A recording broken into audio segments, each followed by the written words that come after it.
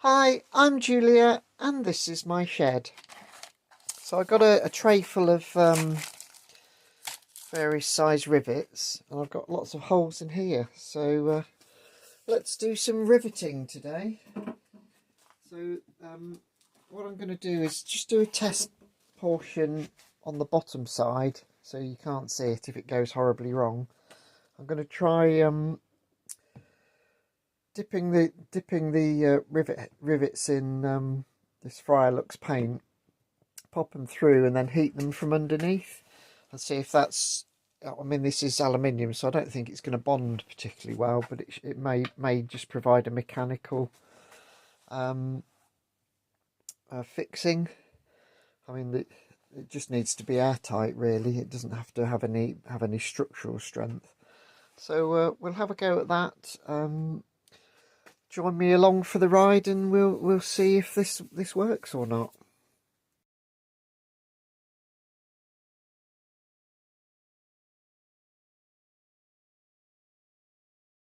Hopefully you can see I've just deburred all of these holes so they've got just a very slight countersink now. Now the next job is just to run a bit of emery cloth around the outside just to get rid of some of the oxidation. So that's the next job.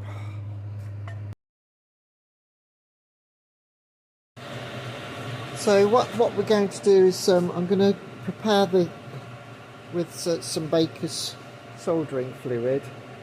We're just going to have a generous layer of that on.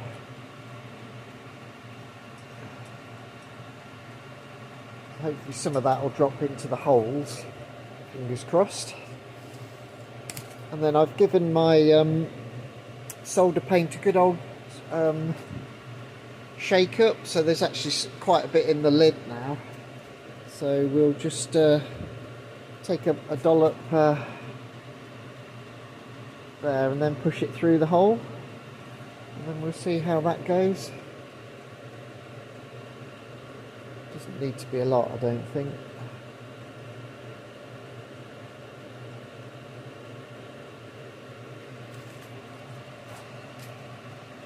And we'll just keep doing that. I'll do a section and then we'll try heating it up.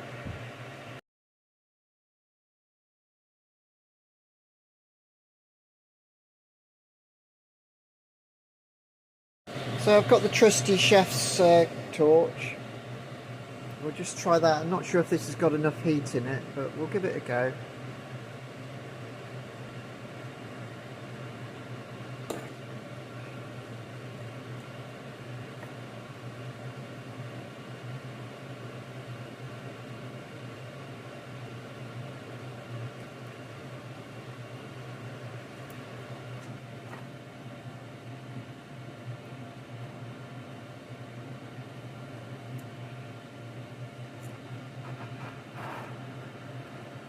Starting to activate the flux.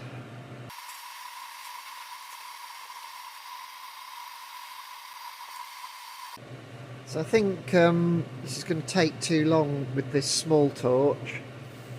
So I'll get set up with the larger torch and we'll have a go with that instead. Obviously this is a huge chunk of aluminium and it's quite a big heat sink. That's kind of why we make heat sinks out of aluminium.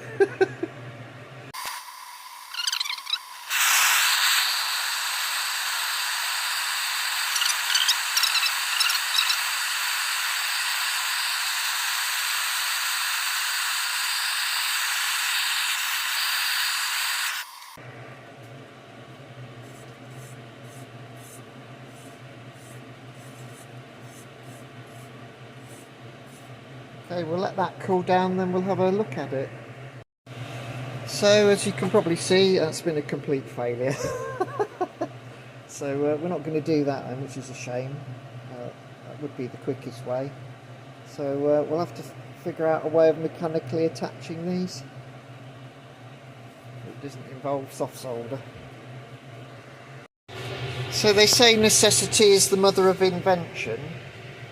So I've just mackled up this effort.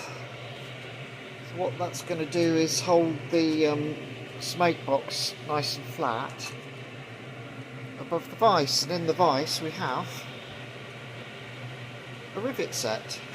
So the idea being that you pop the head of the rivet onto there. I'm going to snip that off and then just batter it into the small countersink that I've left. So we'll give that a go. Don't know if it's going to work, but you never know, you look. So we'll cut the rivet off. I think coming in with a hammer is going to be a bit difficult, so let's see what we've got. I have got a rivet set.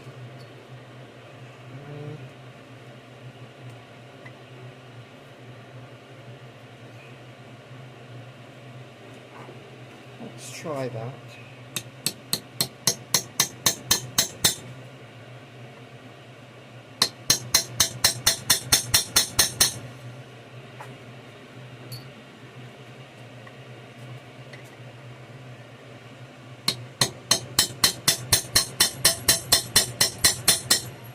Seems to be holding it quite rigidly,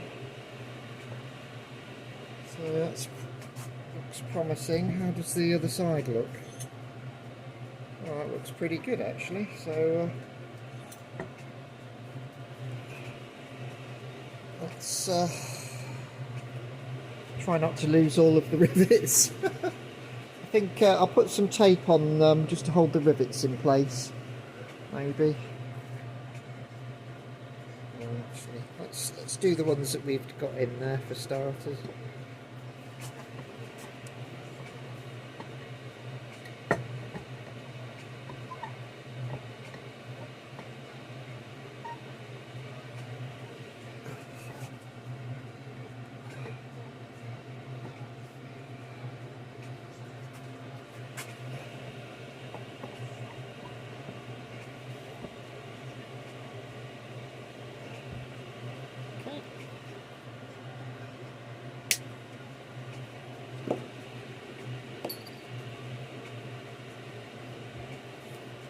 So this has just a very small countersink on it.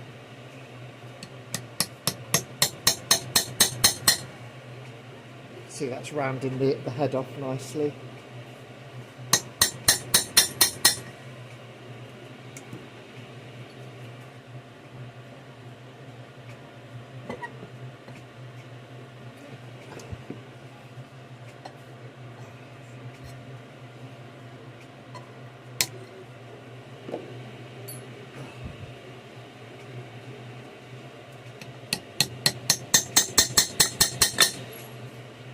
So this is pushing them out back in towards the back of the smoke box. So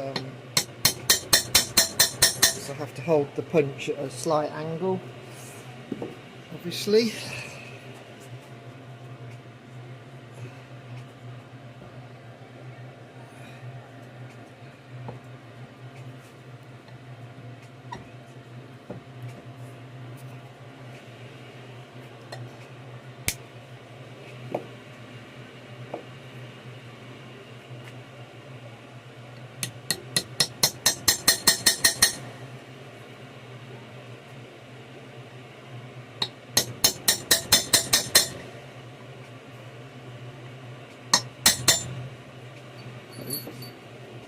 Jumped out, that was.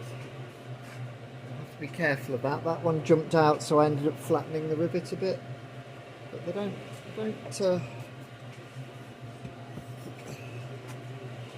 Apart from that one that's just been flattened, they don't look too bad actually. So I think we'll carry on with that idea.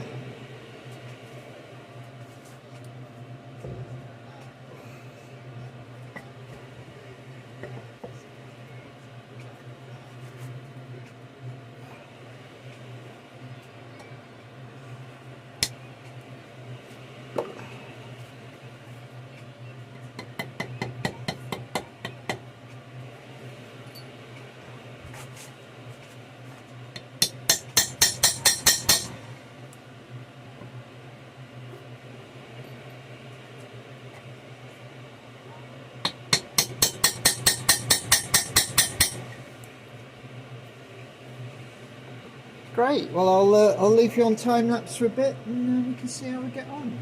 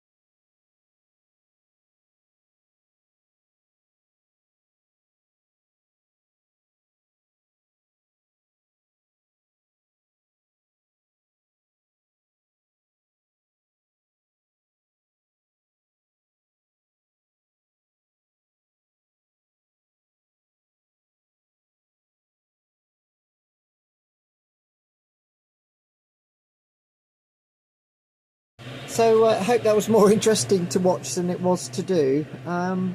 Really pleased with the results actually. They've come out very neatly. They're almost as well riveted on the inside as they are on the outside, to be fair. So done a lovely job of that. Though I say so myself. Yeah, so I've just got to do the same again twice now. Oh dear. Stay tuned for more riveting video footage. Okay, so we're on to the next side now, which is the staggered holes. As you can see, they're quite rough on the inside, so I'm just putting a very light countersink in. Just to make it a bit easier, I've loosened off the regulator handle because it was made it awkward to do one side because it's obviously digging into the supports. So we'll deburr all these and then we'll start riveting again.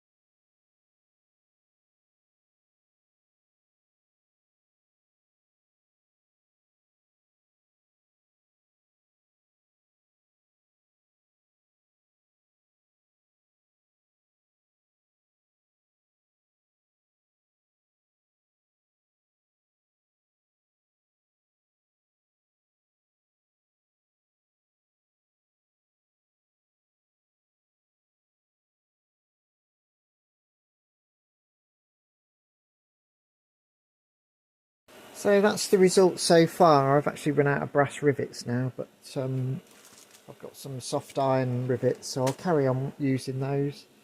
But I just thought I'd show you the results so far. I'm quite quite pleased actually. It's looking quite neat, and yeah, I've just got to do quite a few more. It's just it's one of those jobs you've got to be in the right mood for. It's sort of quite yeah, mind numbing really, so yeah, you have to be in the right mood for it. But with hindsight, I should have put this on after I'd riveted, because this has just been getting in the way. I don't really want to punch out the taper pin really. So yeah, that's been a bit of a pain. But we'll keep going. We'll keep moving it, going round and round, and that should be done fairly quickly. So we're carrying on with the riveting. I've actually run out of the nice brass rivets now. That's why I was sort of concentrating on the top with those. But I have got these soft iron rivets, so we'll have a go with those. I mean, they are soft, but I'm not sure if they're going to be as soft as annealed brass. So we have to be a bit careful, because we don't want, this is obviously aluminium, so it's a bit easy to distort.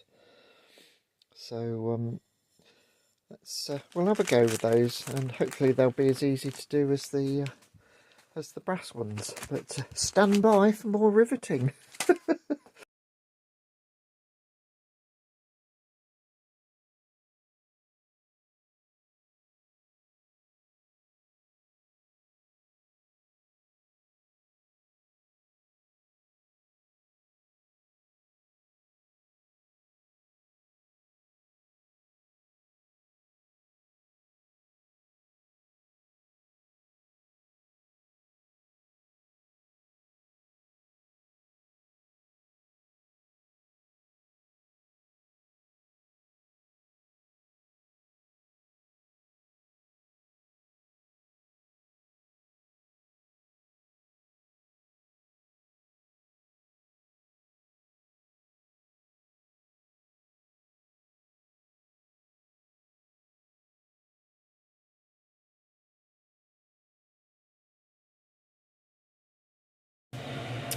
So we're getting good progress with the iron rivets, soft iron rivets.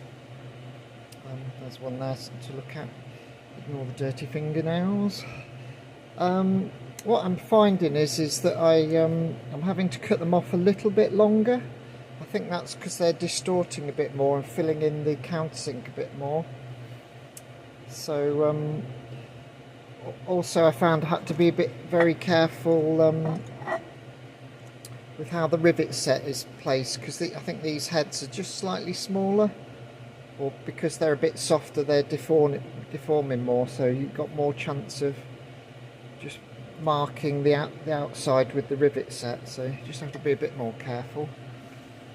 But yeah, overall that's still going quite well. I've just got a few more to do. So I think I might have a cup of coffee, and then we'll do those, and then we can rivet on the cover and the chimney next. Just thought I'd give you a quick close-up of the rivet sets I've been using. So this is the one that's at the bottom. As you can see, I've ground a part away, and that was to do another job, but I wanted rivets quite closely spaced together. I mean, there is an argument for sort of grinding it all back, so it's only just that bit showing. This is the main one I've been using. You can see that's rounded off, so it doesn't get very close except where it's hitting. Hopefully you can see that.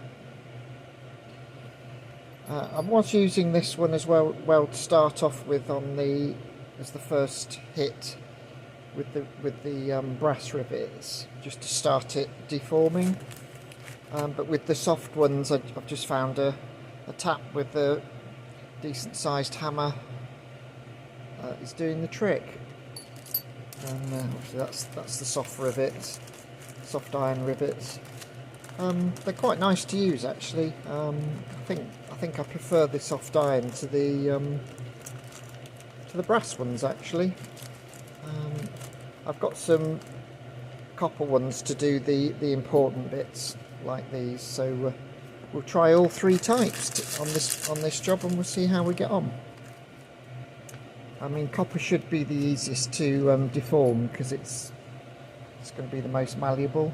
But anyway, I'll finish off this last bit of with the soft iron ones, and then we'll have a look at doing the other part, putting the chimney and the cover plate on. Now, riveting the chimney rivets is going to be quite awkward. I think I can get in with the rivet set here, but it's going to be quite fiddly, sort of holding this above the vise.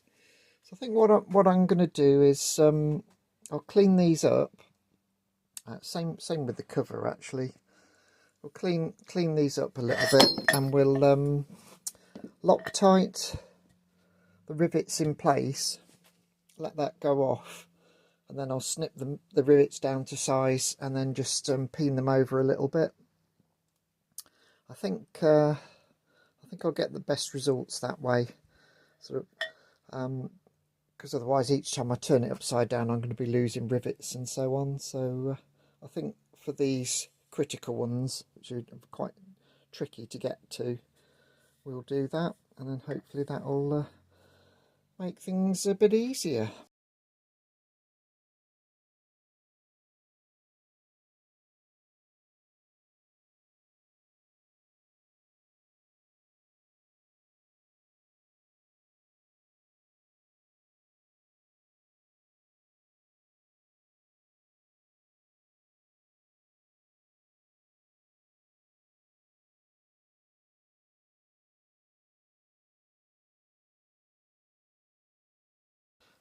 Okay, so that's those rivets in place, and what I'll do is I'll let the Loctite go off, then I can remove the petticoat pipe. So what I'm hoping is I can sort of suspend it upside down with a rivet set, sort of like this, and then just have a tap with the hammer on the inside and see how that goes. I mean, the Loctite in this sort of situation, the gravity's on our side really, so the Loctite should work, but I think if we can deform the rivets a little bit so they're a bit tighter fit in the holes, I think that's just a win-win then, isn't it? So yeah, so that's we'll let that go off, and then we'll have a go at those rivets. Okay, so the Loctite's gone off overnight. That seems to be quite solid. Probably soften up once this gets to working temperature. So I do want to have a go at peening these over a bit. So I need to figure out a way of suspending this upside down. So I'll do that, and then I'll bring you back. It's very, very cold in the workshop today. It's woolly hat weather. I've just bought a new power supply for the diesel heater, and it fired up first time, so that's going to be very welcome today. So yeah, stay tuned for more riveting fun. So this is what I've come up with. I've got I've got the rivet set at an angle, and I've got the Smokebox sort of supported as best I can. The Smokebox has got quite a few lumps of metal in it to sort of balance it, because we're quite precarious where we are. So I'm going to have a go at seeing how we get on.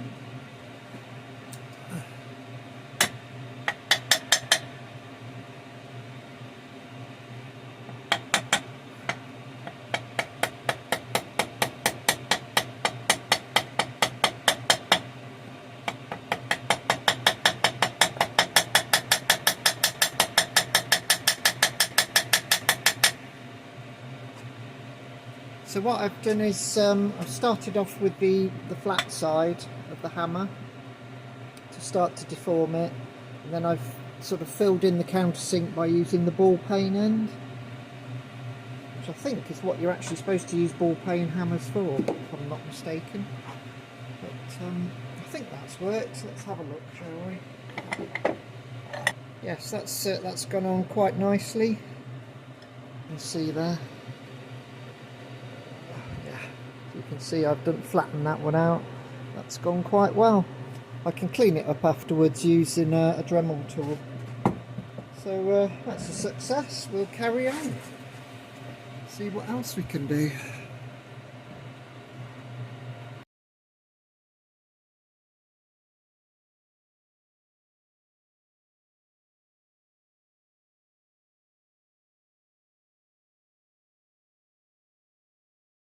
So I'm pretty pleased with the chimney. There's a little bit of a gap here, so I'll have to try and sort that out, but that's all nicely sturdily in place.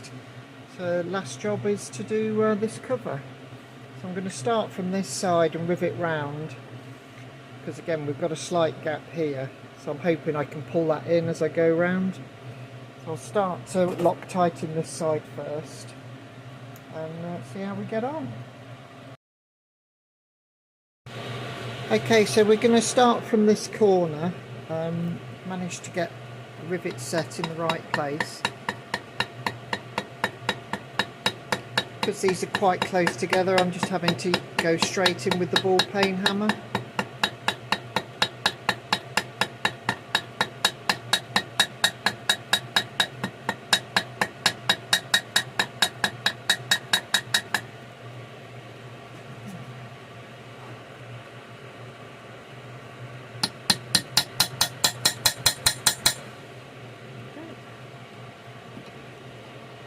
Right, that one's in nicely. We'll carry on round the end.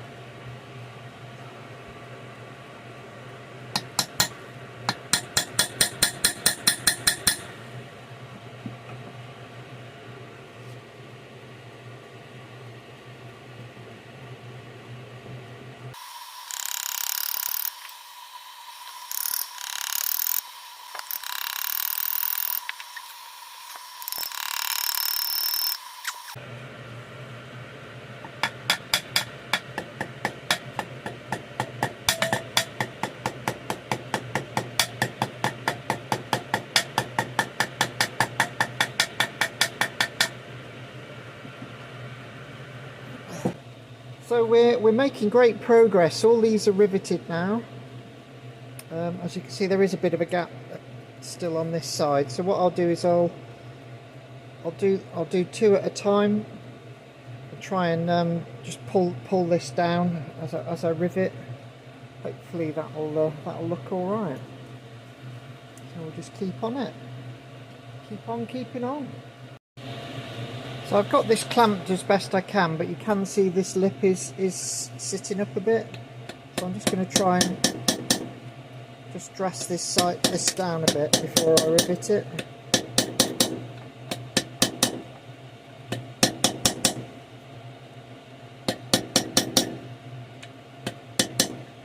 So we'll give that a go and move on to the next row of rivets.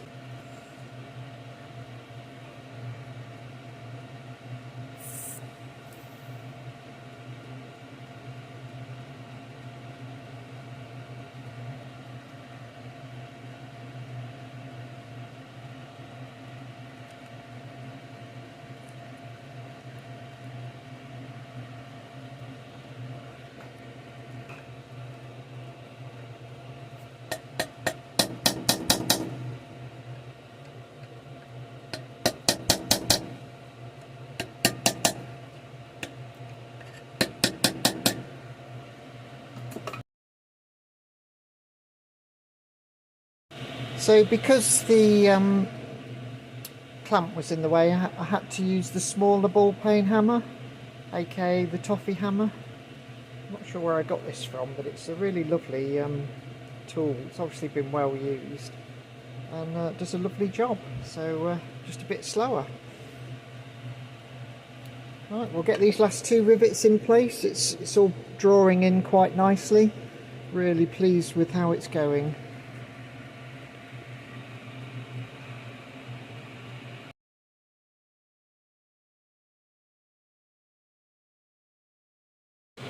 So these have come out pretty well. I think I want these flush, so what I'm going to do is just get the Dremel on them So I'll show you a bit of that in time lapse. But we're just going to use the rounded sanding dip drum, and we'll just clean off the sharp edges, and that'll just look a bit nicer. I'm probably going to be fiddling around in this area when I'm trying to get the regulator to work, so don't want to be catching my fingers on that. Actually thinking of future Julia for once.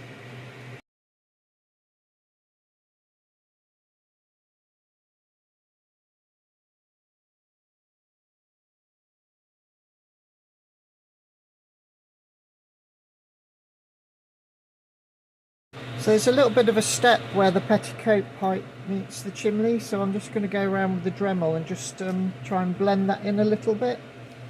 So we'll do that now, and I think that's it. That's all the riveting done then, really.